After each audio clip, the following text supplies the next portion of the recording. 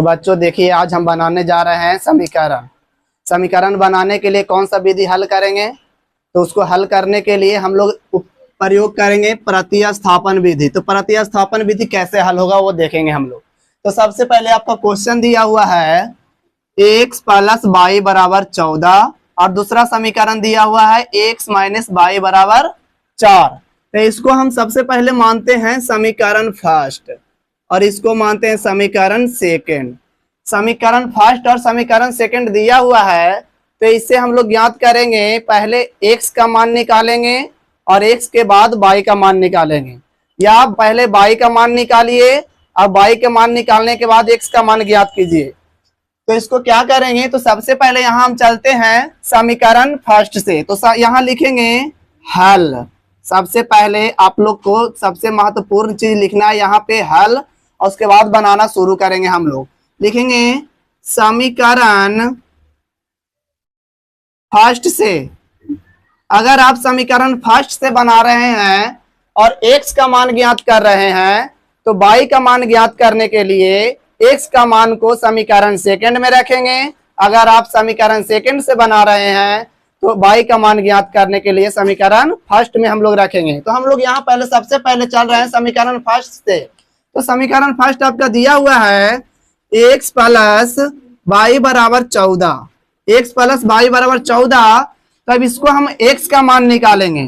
तो x बराबर x का मान निकालेंगे तो y जो है जो बराबर का उस साइड चल जाएगा, तो x बराबर 14। और यहाँ देखेंगे कि y जो है जो प्लस में है, y क्या चीज में है? प्लस में, तो बराबर के उस साइड जाएगा तो y हो जाएगा माइनस में।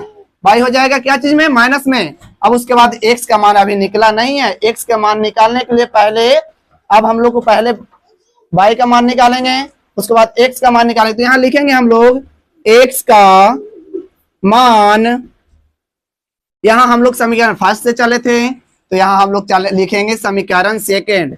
तो x का मान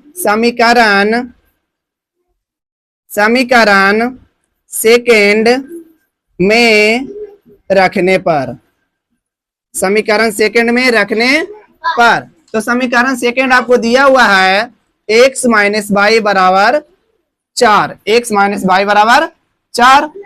अब यहां हम लोग करेंगे x का मान कितना आया था? तो x का मान हम लोग को आया था 14 माइनस वाई। 14 माइनस वाई, उसके बाद है माइनस वाई बराबर 4। तब देखेंगे हम लोग कि 14 तो हमारा अलग है, तो 14 के 14 हो गया हमारा। अब माइनस माइनस प्लस, लेकिन चिन्ह रहेगा माइनस का, काहे कि एक जैसा रहता है तो चिन्ह उसी का रहता है। तो बाई और बाई जुटेगा तो हो जाएगा 2 बाई बराबर 4।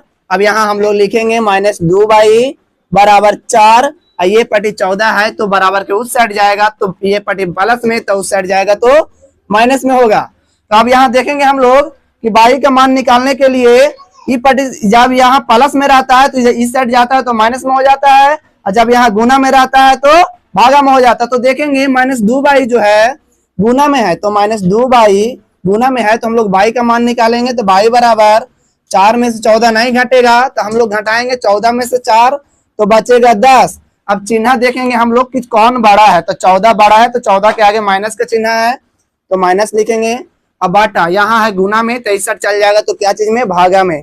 अब देखेंगे माइनस से माइनस कट गया, 5 दूनी 10 कट गया, 5 दूनी 10, तो बाई बराबर हमारा आया कितना? 5। अब हम लोग निकालेंगे x का मान। x का मान निकालने के लिए क्या करेंगे? बाई का जो मान है उसको x में हम लोग रख देंगे। ये x का मान को हम लोग मान लेते हैं समीकरण थर्ड। x का मान को मान लेते हैं समीकरण थर्ड, तो बाई का मान को हम लोग रखेंगे x के मान में। तो यहाँ हम लोग लिखेंगे बाई बराबर 5, बाई बराबर 5 समीकरण थर्ड में रखने पर, बाई बराबर 5 समीकरण थर्ड में रखने पर। समीकरण थर्ड आपको दिया हुआ है x बराबर 14 माइनस 5। तो x बराबर 14 माइनस 5, 14 में से 5 आप घटाइएगा तो कितना बचेगा? 14 में से 5 घटाएंगे तो कितना बचेगा बुआ?